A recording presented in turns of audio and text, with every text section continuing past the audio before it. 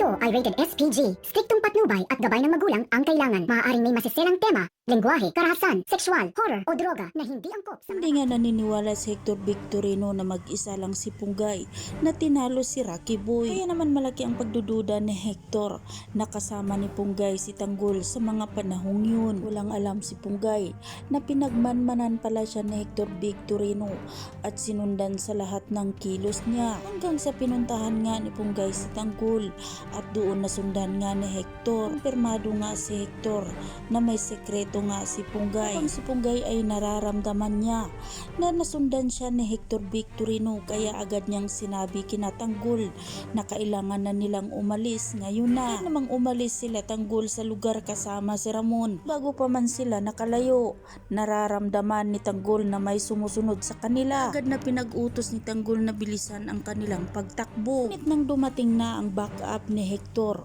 dito na nga napapalibutan sila Tanggol. Pinag-utos nga ni Hector Victorino sa kanyang mga kapulisan na hindi dapat makatakas sila Tanggol at isirado na ang pwedeng madaanan. Kaya naman nakulong sila Tanggol sa gitna ng daanan dahil napalibutan na nga sila ng mga kapulisan. Ngunit nakahanap pa rin ng paraan sila Tanggol para makaalis. Pinasabugan lang naman ni Bulldog ng bomba ang sasakyan na nakaharang sa daanan. Kaya naman nakalusot sila Tanggol.